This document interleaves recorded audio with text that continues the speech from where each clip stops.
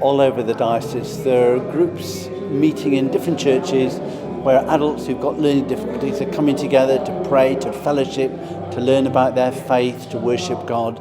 And it's just a great occasion for these groups to come together all together for a great big harvest celebration.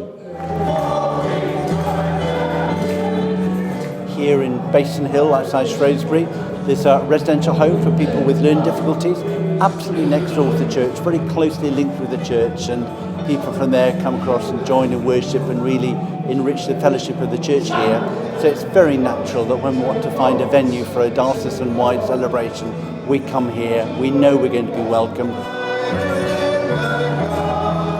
There's some folks down from Hanley up in Stoke, and New Chapel, they're helping with our drama workshop. There's a group over from Stretton, that's the Stretton outside Burton, with lots of folks from Burton, and they're helping organise our craft group. There's some people who come and join us from Wellington, and some from Telford. There's from Codsall, a lovely group up from there. David's really been our ambassador, because through David coming to the church, you then brought other people from the local community who are living independently with learning difficulties.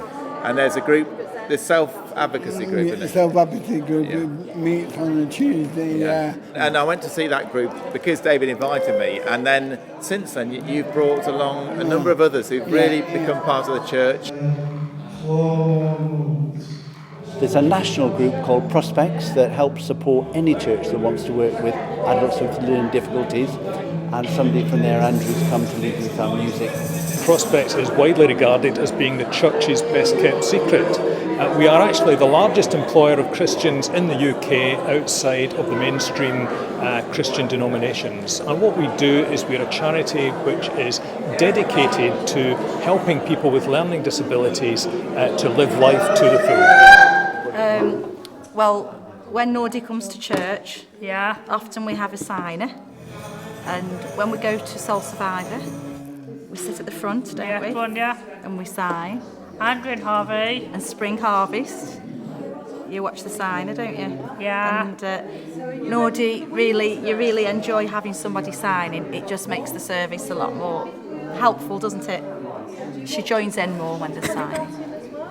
One of the great blessings people are finding when they're working with groups is that there's a spontaneity, there's a very genuine, intense and yet open approach to God that can be quite transformative for all of us.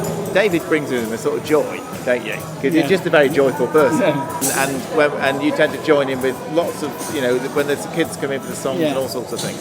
So I think it's opened us up a bit to God's joy. It reflects the fact that the church is made of all sorts of people.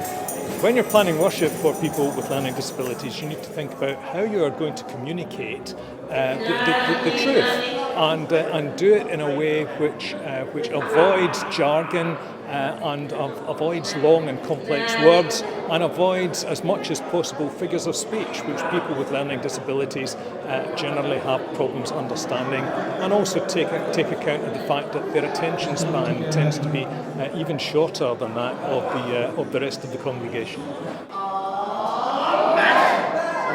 Me and my friend David, we thought if he be confirmed by the shepherd. What happened? What happened was, I be confirmed, and then the different chat came on he did my name, he did Nordy, and I the different chat was stand up, and I stand up in front of the chat, and then Peter chat laid a hand on me. And that was rare. This has been a great event this afternoon, and it just emphasises to me how important it is for churches to be able to welcome people not like us. In fact, churches that are good at welcoming people who are diverse and different to them often are churches that are growing, because they then reflect what God is like, and he embraces everybody.